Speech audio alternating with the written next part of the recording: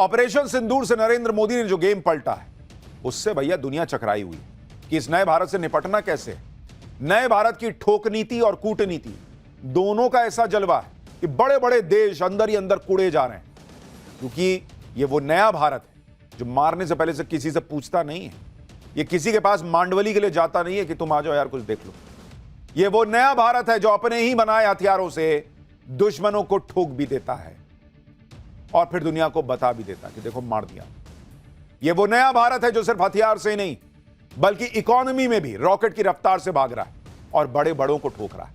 और इसलिए न चाहते हुए भी चीन से लेकर अमेरिका तक में भारत ने आग लगा दी। और आज तो ऐसी खबर आ गई जो पाकिस्तान ही नहीं पूरे चीन में भी हड़कंप मचा देगी। अब राफेल विमान का फ्यूजलीज यानी फाइटर जेट की बॉडी अब भारत में बनने जा रही है और इसके लिए फ्रांस की दसॉ एविएशन और भारत की टाटा एडवांस सिस्टम्स लिमिटेड के बीच हैदराबाद में प्लांट लगाने को लेकर समझौता हो गया है। यह इतिहास में पहली बार होगा कि फ्रांस अपने एडवांस जेट का अहम हिस्सा किसी दूसरे देश में बनाने जा रहा है। राफेल के अहम हिस्से का प्रोडक्शन भारत में साल 2028 में शुरू भी हो जाएगा और इस फैक्ट्री में हर महीने राफेल के 2 फ्यूजलेजेस बनेंगे। फ्यूजलेज में विमान का मुख्य ढांचा शामिल होता है, यानी भारत न सिर्फ अपना 5th जनरेशन फाइटर जेट बनाने की तरफ आगे बढ़ गया है बल्कि राफेल जैसा विमान भी भारत में बनने जा रहा है। यह कदम भारत के डिफेंस और एरोस्पेस सेक्टर में एक बड़ी छलांग की तरह है। यह आत्मनिर्भर भारत की राह में नया माइलस्टोन है और इस समझौते के साथ ही भारत डिफेंस मैन्युफैक्चरिंग में ग्लोबल हब बनने के और करीब आ जाएगा। और यह चीन के लिए बहुत बड़ा झटका इसलिए है क्योंकि चीन खुद को डिफेंस मैन्युफैक्चरिंग हब बनाने की कोशिश कर रहा है, लेकिन भारत ने ऑपरेशन सिंदूर में पाकिस्तान के चाइनीज हथियारों को धुआं धुआं करके चीन की पूरी डिफेंस मार्केट गिरा दी। भारत ने अपने स्वदेशी हथियारों का जलवा दिखाकर अपने लिए दुनिया की बड़ी मार्केट को खोल दिया। और आज की डेट में देखिए कि भारत का आकाश तीर हो, ब्रह्मोस हो, भाई खरीदने के लिए लाइन लग गई कि गजब चीज है यार, तुम्हारे पास, हमको भी दो। और अब यह ऐसी भी रिपोर्ट आ रही है कि चीन ने मान लिया है कि उसका एयर डिफेंस सिस्टम HQ-9 और HQ-16 भारत की ब्रह्मोस मिसाइल का मुकाबला नहीं कर सकता। रिपोर्ट में दावा है कि पाकिस्तान ने चीन से इसकी शिकायत भी की है कि उसके एयर डिफेंस सिस्टम भारत की मिसाइल को रोकने में नाकाम रहे। भाई पाकिस्तान ने धीरे हल्की आवाज में कहा होगा, लेकिन कहा क्या दियो यार चाइनीज माल, इंडिया मार के चला गया, ये बजाई नहीं, बीप बीप नहीं कर रहा था। इस पर चीन ने बहाना बनाते हुए पाकिस्तान को कह दिया कि उसके एयर डिफेंस सिस्टम ब्रह्मोस जैसी हाईटेक मिसाइल्स को रोकने के लिए बने ही नहीं थे। यानी चीन भी मान रहा है कि भारत ब्रह्मोस से मारता है तो चीन के औकात के बाहर की बात है कि वो उसको समझ पाए और रोक पाए। इतना ही नहीं, पाकिस्तान और चीन के लिए नरेंद्र मोदी ब्रह्मोस से भी बड़ी मिसाइल तैयार कर रहे हैं। यह ऐसी मिसाइल है जिसकी रेंज में पूरा पाकिस्तान तो होगा ही, चीन का ज्यादातर हिस्सा भी आ जाएगा। यह मिसाइल है hypersonic cruise missile ET-LD-HCM। DRDO जल्दी ही ET-LD-HCM हाइपरसोनिक मिसाइल का टेस्ट करने जा रहा है। इस हाइपरसोनिक मिसाइल की रेंज 1500 किलोमीटर है, यानी पूरा पाकिस्तान इसकी रेंज में, चीन का ज्यादातर हिस्सा इसकी रेंज में। हाइपरसोनिक मिसाइल वो मिसाइल होती है जो ध्वनि की गति से 5 गुना ज्यादा स्पीड से यानी मैक 5 की स्पीड से उड़ती है। मैक 5 की स्पीड वाली किसी मिसाइल को रडार से पकड़ना बहुत मुश्किल हो जाता है। इसकी गति इतनी तेज होती है कि 1 सेकंड में 1.5 किलोमीटर से ज्यादा की दूरी तय करती है। 1 सेकंड में 1.5 किलोमीटर। तेज गति की वजह से रडार ऐसी मिसाइल को ट्रैक नहीं कर पाते। ऐसी मिसाइल्स को रोकना नामुमकिन जैसा होता है। सबसे बड़ी बात यह है कि हाइपरसोनिक मिसाइल का एक्सटेंडेड वर्जन है ये। आमतौर पर जो हाइपरसोनिक मिसाइल होती है वो अपनी टॉप स्पीड में सीमित समय के लिए रह पाती है, लेकिन एक्सटेंडेड हाइपरसोनिक मिसाइल ज्यादा समय तक टॉप स्पीड में रहती है, जिससे इनकी रेंज भी बढ़ जाती है। भारत की ऐसी ताकत देखकर ही क्या चीन क्या अमेरिका सब अलबलाए हुए हैं बॉस। चीन तो पहले से दुश्मन है। जब से पाकिस्तान को भारत ने पीटा है, चीन ने नई नई चालें चलना भी शुरू कर दिया है। उधर अमेरिका भी अंदर ही अंदर खेल कर रहा है, क्योंकि आप देखिए जो डोनाल्ड ट्रंप पानी पी पी कर पाकिस्तान को कोसते थे, वो पाकिस्तान को डिस्काउंट पर डिस्काउंट देते चले जा रहे हैं। जो डोनाल्ड ट्रंप पाकिस्तान को आतंक की धरती बताते थे, वो ट्रंप पाकिस्तान के आतंक पर आजकल कुछ बोल नहीं पा रहे हैं। उधर जब से नरेंद्र मोदी ने विदेशी प्रोडक्ट्स के बहिष्कार की बात कही है, तब से चीन बिलबिलाया हुआ है। चीन भारत की रफ्तार रोकने के काम में जुट गया है। भाई देखिए, मजबूत होना बहुत शानदार बात होती है, लेकिन जब आप मजबूत होते हैं जब आप ताकतवर होते हैं तो 10 दुश्मन भी खड़े होते हैं। और चीन, अमेरिका, ये इन देशों को तो ऐसा लगता है कि यार हम तो टॉप के हैं, ये कहां भारत हमसे आगे निकल रहा है। ये इस चीज को एक्सेप्ट नहीं कर पा रहे कि ये भारत दुनिया को लीड कर रहा है। और इसलिए आप देखिए चीन और अमेरिका भारत के साथ क्या क्या खेल कर रहे हैं, आज आपको पूरा समझना चाहिए। और भारत कैसे इन दोनों के खेल को पलट देगा, ये भी आज आपको बताऊंगा। लेकिन ये जो खेल चल रहा है दुनिया भर के बड़े बड़े देशों के बीच, जरा इसका एक ट्रेलर देखिए।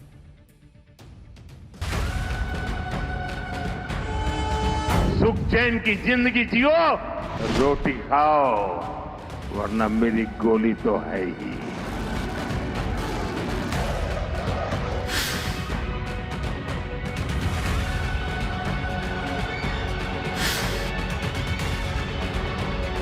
मां भारती का सेवक मोदी यहां सीना तान कर खड़ा है।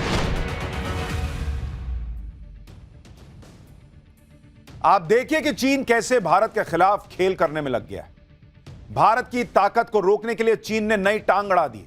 एक तरफ तो वो पाकिस्तान को हथियार सप्लाई करने की कोशिश कर रहा है, दूसरी तरफ चीन ने अपने यहां से रेयर अर्थ एलिमेंट्स को एक्सपोर्ट करने को सीमित कर दिया है।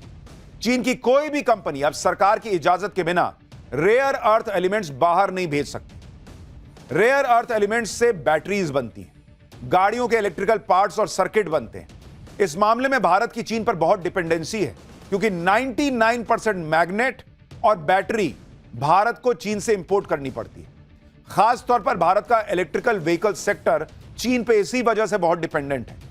ईवी के मामले में मारुति और बजाज जैसी भारतीय कंपनियां अपनी पूरी मोटर असेंबली चीन से इंपोर्ट करती हैं। इलेक्ट्रिक व्हीकल सेक्टर को लेकर भारत के बड़े बड़े टारगेट हैं, लेकिन चीन की वजह से इस सेक्टर पर असर पड़ सकता है। इस मामले में चीन की मनमानी इसलिए भी है क्योंकि दुनिया में रेयर अर्थ एलिमेंट्स की 70% माइनिंग चाइना में होती है और रेयर अर्थ एलिमेंट्स की 90% रिफाइनिंग भी चीन में होती है। इस मामले में चीन पर सिर्फ भारत ही नहीं, आप यह मत सोचिए कि भारत की डिपेंडेंट है, पूरी दुनिया चीन पर डिपेंडेंट है। खुद अमेरिका जैसा देश 70% रेयर अर्थ एलिमेंट्स चीन से इंपोर्ट करता है।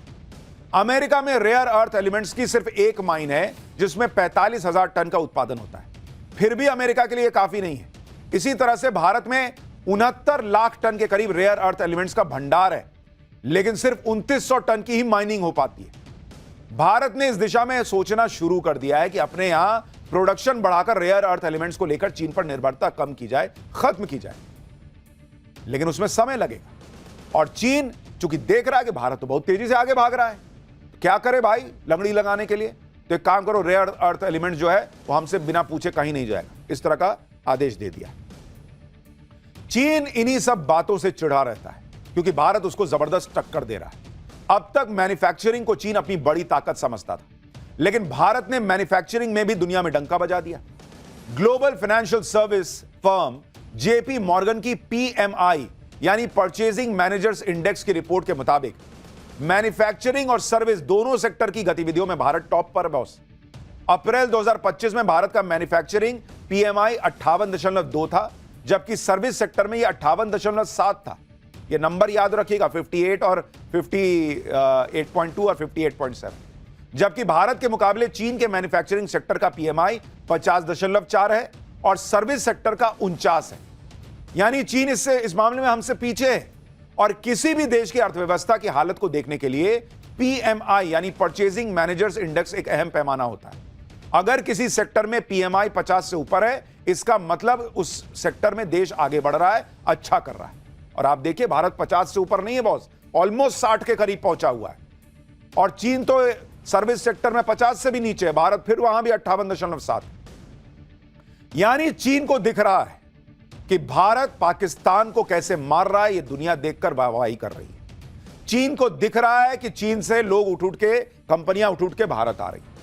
चीन को दिख रहा है कि भारत जो है वो मैन्युफैक्चरिंग हब बनने के लिए जबरदस्त तेजी से आगे बढ़ने का प्रयास कर रहा है। और चीन को समझ में आ रहा है कि इस भारत को लंगड़ी नहीं लगाई तो बहुत दिक्कत हो जाएगी। लेकिन भारत क्या करेगा, ये आगे बताऊंगा। यह दुनिया मान रही है कि भविष्य भारत का है। आप देखिए कि ग्लोबल इक्विपमेंट और सर्विसेज कंपनी सीएनएच ने भी भारत के चमकते हुए फ्यूचर की भविष्यवाणी कर दी। सीएनएच के मुताबिक मैन्युफैक्चरिंग सेक्टर में इस्तेमाल होने वाले हेवी इक्विपमेंट्स जैसे लोडर्स, कंपैक्टर्स, ये सब चीन के मुकाबले भारत में काफी सस्ते हैं और अमेरिका की तरफ से रेसिप्रोकल टैरिफ की वजह से भारतीय कंपनियों को इस सेक्टर में फायदा होगा। सीएनएच के मुताबिक भारत जिस प्रोएक्टिव अप्रोच से अमेरिका के साथ ट्रेड डील कर रहा है, उसका फायदा भारतीय कंपनियों को होगा। सीएनएच ने यह भी बताया कि उसके 50% कंस्ट्रक्शन इक्विपमेंट भारत में बनते हैं और उसे 100 देशों में एक्सपोर्ट किया जाता है, जिससे अमेरिका और यूरोप के देश भी शामिल हैं। आज की डेट में मैन्युफैक्चरिंग हो या कंस्ट्रक्शन हो, भारत ऐसे ऐसे काम कर रहा है कि चीन क्या, अमेरिका क्या, पूरी दुनिया दंग है। जैसे आप देखिए ना कि कल ही नरेंद्र मोदी जम्मू कश्मीर में चिनाब ब्रिज का उद्घाटन करने जा रहे हैं। ये वो ब्रिज है। ये ब्रिज कोई मामूली ब्रिज नहीं है बॉस, दुनिया का सबसे ऊंचा रेलवे आर्च ब्रिज है। यह ब्रिज अद्भुत इंजीनियरिंग का नमूना है जो भारत ने बनाया है। 1 किलोमीटर 300 मीटर यानी 1.3 किलोमीटर लंबे इस ब्रिज की ऊंचाई चिनाब नदी के तल से 359 मीटर पर। यह ब्रिज एफिल टावर से भी 35 मीटर ऊंचा है। सोचिए कहां बना हुआ है यह ब्रिज। चिनाब ब्रिज को इस तरह से डिजाइन किया गया है कि भूकंप आएगा, तेज हवाएं आएंगी, कोई नहीं, वो कहेगा हट मेरे सामने मत आओ, मुझे हिलाने का प्रयास मत करो। इसको बनाने में कुल 30,000 मीट्रिक टन स्टील का इस्तेमाल हुआ है। करीब 15,000 करोड़ रुपए का खर्च आया है। इस ब्रिज की फाउंडेशन आधे फुटबॉल मैदान के बराबर तो इसका फाउंडेशन है बॉस। यह है नया भारत, अद्भुत काम कर रहा है भारत। इसीलिए चीन से लेकर अमेरिका तक अलबलाए हुए। और एक तरफ चीन की पोल भारत ने खोल दी कि भाई देखो, ये खुद चीन ने माना ना कि भाई हमसे नहीं रुक पाएगा ब्रह्मोस, हमारे औकात के बाहर की चीज है ब्रह्मोस को डिटेक्ट करना। दूसरा, चीन में उसके मार्केट में भारत छेद कर रहा है। और उधर अमेरिका जो खेल कर रहा है उससे अमेरिका की भी पोल खुलती जा रही है। जैसे आप देखिए कि अमेरिकी राष्ट्रपति डोनाल्ड ट्रंप ने एक नया आदेश दिया है। क्या कहा उन्होंने भाई? ट्रंप कह रहे हैं कि इस आदेश में ट्रंप ने 12 देशों के नागरिकों के अमेरिका में घुसने पर रोक लगा दी कि कोई हमारे यहां मत आना इन 12 देशों से। कौन कौन 12 देश है भाई? Afghanistan, Myanmar, Chad, Republic of Congo, Eritrea, Haiti, Iran, Libya, Somalia, Sudan, Equatorial Guinea और यमन। 12 देशों पर बैन क्यों लगाया भाई? ट्रैवल बैन क्या वजह है? कह रहा आतंकवाद की वजह से लगाए। इन 12 देशों में ऐसे कई देश हैं जो अमेरिका के मुताबिक आतंकी गतिविधियों में शामिल रहते हैं या फिर आतंकवाद का समर्थन करते हैं। इसलिए उसने कहा कि इन 12 देशों से कोई हमारे यहां घुसना मत। लेकिन लोग ट्रंप की इस लिस्ट को देखकर माथा पीट रहे हैं। लोग कह रहे हैं कि भाई इस लिस्ट में सबसे बड़ा आतंकी देश पाकिस्तान क्यों नहीं है फिर? जबकि यह बात सबको पता है कि पाकिस्तान तो आतंकियों का सबसे बड़ा अड्डा है। भाई हाफिज सईद कहां? पाकिस्तान में। मसूद अजहर कहां? पाकिस्तान में। दाऊद इब्राहिम कहां? पाकिस्तान में। वो सैफुल्लाह कहां? पाकिस्तान में। कई इंटरनेशनल आतंकी कहां पल रहे हैं? पाकिस्तान में। यहां तक कि अमेरिका को सबसे बड़ी चोट देने वाला मोस्ट वांटेड आतंकी कहां मराया था? ओसामा बिन लादेन कहां मारा था अमेरिका ने उसको? भाई वही पाकिस्तान में घुस के मारा था, वही छुपा हुआ था वो। ये ट्रंप को नहीं दिख रहा है, नहीं समझ में आ रहा है उसको। सब समझ में आ रहा है, लेकिन ये सब लोग मिलके भीतर घुनने भारत के खिलाफ ये सब साजिश कर रहे हैं कि पाकिस्तान जो आतंकी देश है उसको लगा के रखो इंडिया के पीछे। आज भी पाकिस्तान में आतंकवादी रैली कर रहे हैं, रैलियों में भाषण दे रहे हैं। अमेरिका को नहीं दिख रहा है, सर ट्रंप को नहीं दिखता है। आंख कमजोर हो गई उम्र की वजह से। हमने आपको दिखाया था कि ऑपरेशन सिंदूर के बाद कई दिनों तक जो आतंकवादी अंडरग्राउंड हो गए थे, जो आतंकवादी अपने परिवार के आतंकी सदस्यों के जनाजे पर जाने से डर गए थे, वो फिर से पाकिस्तान में रैलियां करने लगे। इन सब ने से भारत निपट ही लेगा इन सब से, क्योंकि ऑपरेशन सिंदूर पार्ट 2 का मौका नरेंद्र मोदी को पाकिस्तान के ये आतंकी खुद दे रहे हैं। लेकिन ये तो डोनाल्ड ट्रंप जैसे नेताओं को सोचना होगा कि उन्होंने पाकिस्तान के आतंकवाद पर पलटी क्यों मार ली है। और मैंने आपको कल ही बताया था कि डोनाल्ड ट्रंप अकेला नहीं है। ये वर्ल्ड बैंक क्या करता है? क्यों दे रहा है पैसा पाकिस्तान को? ये IMF क्यों दे रहा है पैसा पाकिस्तान को? ये सब जो विदेश वाले हैं ना, इनको बहुत आग लगी हुई कि कैसे सालों साल की गुलामी में रहने वाला भारत जो है वो अचानक से आजादी के बाद 75 साल में इतना शानदार हो गया, और बीते 10 साल में तो रॉकेट ही बना हुआ है। इनको बर्दाश्त नहीं हो रहा है। हालत यह है कि पाकिस्तान के आतंकियों को चीन बचाता है, अमेरिका अनदेखी करता है, दोनों पाकिस्तान को पंप करते हैं कि भारत को आतंकवाद में उलझाए रखो। इनको कुछ भाई इनसे भी तो पब्लिक पूछती होगी ट्रंप से कि यार ये बताओ, तुम हमारा देश जो है अमेरिका जैसा देश 1-1.5% की ग्रोथ से चल रहा है, ये मोदी कैसे 7%, 7.5% पहुंचा दे रहे हैं जी। अभी पिछली तिमाही में भारत की ग्रोथ जो है वो जीडीपी जो है वो 7% से ज्यादा की एवरेज उससे ग्रो की है। चीन उससे नहीं हो पा रहा, दुनिया में किसी से नहीं हो पा रहा। इनको भी तो बोलना पड़ता होगा कि भाई तुम क्यों नहीं कर पा रहे अगर मोदी कर पा रहा है। भारत के लिए चैलेंज इसलिए भी बड़ा है क्योंकि वर्ल्ड ऑर्डर बदल रहा है, पुराने दुश्मन करीब आ गए। और इस वक्त एक बड़ी खबर भी आ गई है, ट्रंप ने चीन के राष्ट्रपति शी जिनपिंग से फोन पे बात की है। ट्रंप ने शी जिनपिंग से 90 मिनट्स फोन पर बात की है। ट्रेड डील को लेकर ट्रंप और जिनपिंग की बात हुई है कहा जा रहा है। ट्रंप ने कहा है कि जिनपिंग से बातचीत अच्छी रही है, जल्दी ही दोनों देशों के अधिकारी ट्रेड डील के लिए मुलाकात करेंगे। कल ट्रंप ने रूस के राष्ट्रपति पुतिन से भी बात की थी। यानी डोनाल्ड ट्रंप इस वक्त चौतरफा प्रयास कर रहे हैं कि कैसे अमेरिका को लेकर मैसेज दे सकें कि अमेरिका सीरियस बिजनेस चाहता है।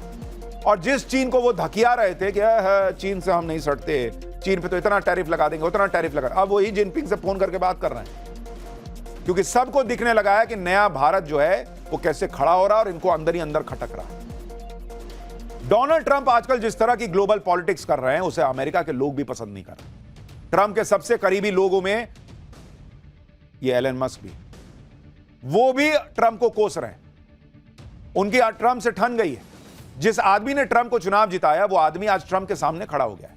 ट्रंप जो काम कर रहे हैं वो गलत कर रहे हैं। जैसे एक बिल को लेकर मस्क और ट्रंप में 36 का आंकड़ा हो गया है। ट्रंप एक बिल लेकर आए हैं जिसका नाम है one big beautiful bill. Musk का कहना है कि यह बिल अमेरिका को बर्बाद कर देगा। ट्रंप के नए बिल में टैक्स में छूट और रक्षा खर्च को बढ़ाने की बात है। मस्क कह रहे हैं कि इस बिल की वजह से अमेरिका बर्बाद हो जाएगा। इस बिल से बजट घाटा कम करने की वजह से बजट घाटा कम होने की बजाय और बढ़ जाएगा। मस्क ने कहा कि उन्होंने जो सरकारी खर्चे में कटौती का काम किया था वो ट्रंप ये बिल लाकर चौपट कर रहे हैं क्योंकि ट्रंप को दिख रहा है भाई उसने रायता तो 10 जगह फैला दिया कि मैं ये कर दूंगा, मैं वो कर दूंगा, मैं ये जो है वो टैरिफ लगा दूंगा। वो मामला तो सेट हुआ नहीं। अब उसको लग रहा है पब्लिक हटा ना दे तो एक काम करो, टैक्स में भारी छूट दे दो। एलन मस्क चेतावनी दे रहा है भाई कि अमेरिका बहुत तेजी से कंगाल हो रहा है। ऐसा लग रहा है जैसे अमेरिका अपनी ही कब्र के आसपास सीटी बजा रहा है।